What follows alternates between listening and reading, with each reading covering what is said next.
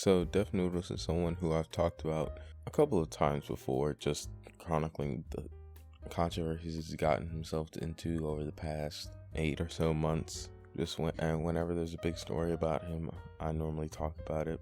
And today I just want to talk about what's going on overall with him over like the past week to 2 weeks, and basically explain what's making him go through this downward spiral. So to tell this story, weirdly enough, we have to go back a few months to where Papa Gut and Def Noodles had this whole argument, and it was really weird. The standout moment was that Def Noodles said he was a comedian. That we'll play in later. And then recently they got into a fight again, and then Def Noodles was like, oh, okay, I want to call Papa Gut a pedo because I don't even know why. To this day, genuinely, I have no clue. It was really ridiculous. And then because of this, old screenshots of him arguing with Keem about the fact that Keemstar made a joke about Def Noodles being a pedo, and the fact that Def Noodles decided to sue over that, it was just a bad look all around.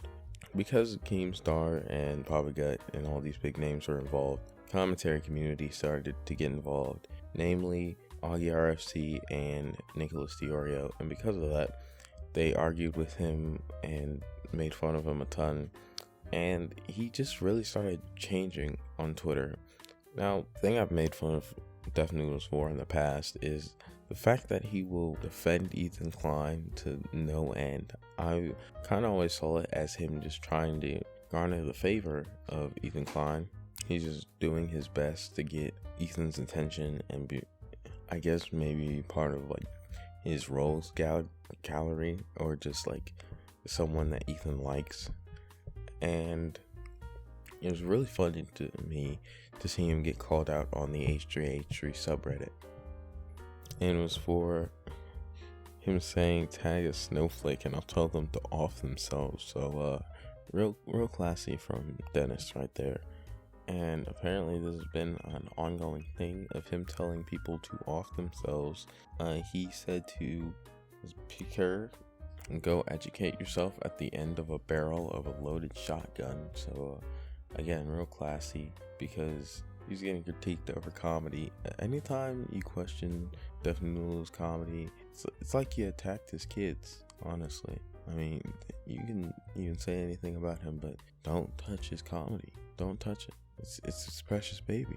Now, it's funny that he's trying to set up this image as this person that's like, oh, don't you ever dare ever question my comedy, and if you do, I'll tell you to off yourself, when he's literally calling himself America's bad boy, which is cringy in and of itself, like, but it's just so ridiculous. Like, oh, America's bad boy, yeah, you're really cool.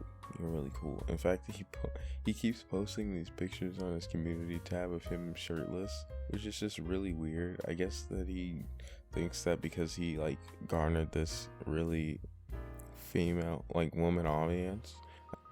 I feel like Def Noodles saw his popularity slipping away. No, I think he really peaked during quarantine, and ever since then, and I'm not talking off numbers, this is just speculation right here.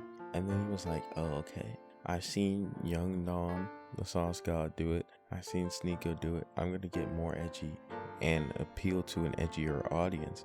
And it's not working, because the people who would actually be into him saying all these rude things aren't the ones who were watching his channel originally.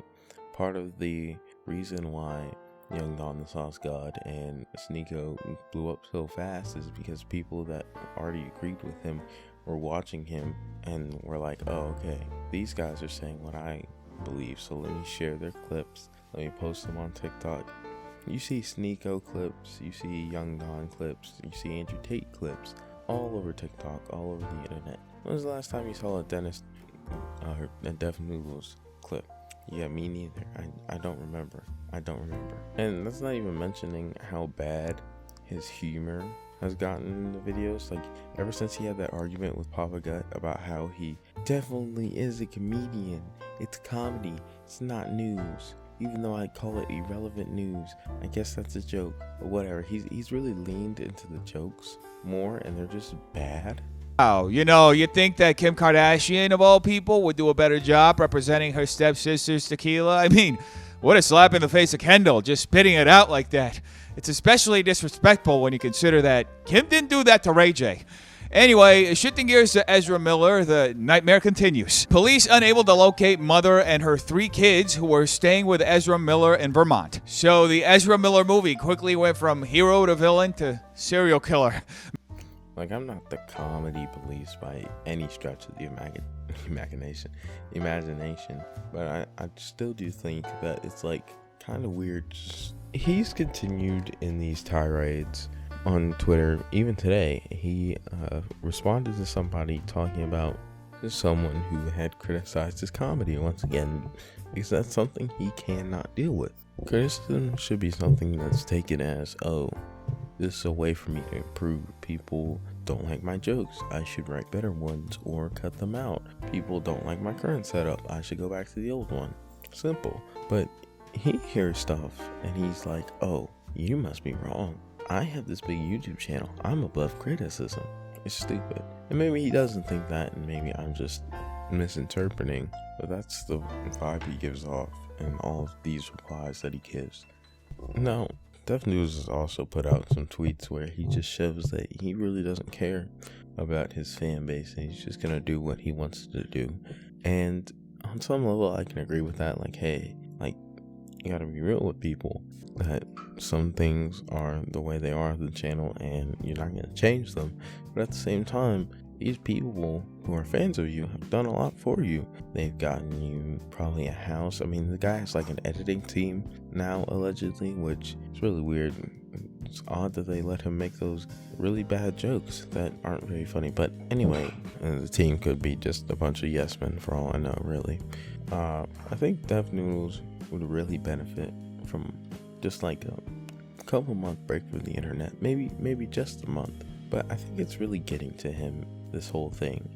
He's like 35 also, by the way, which is something I almost forgot to bring up, funnily enough. But yeah, he is almost 40 as far as I know. The age thing is weird to consider. Like, if that's true, he was wearing cat ears on his YouTube channel in 2020, which would have made him 35, which it's just a weird age to be wearing cat ears.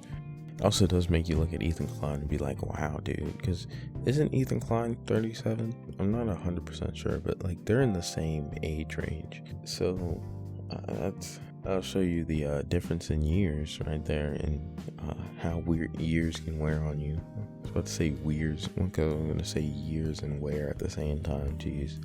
Honestly, this guy just needs to chill out and take like a long break from the internet, and I'm sure he'll be fine after. Yeah, that's pretty much it. Thanks for watching. Bye.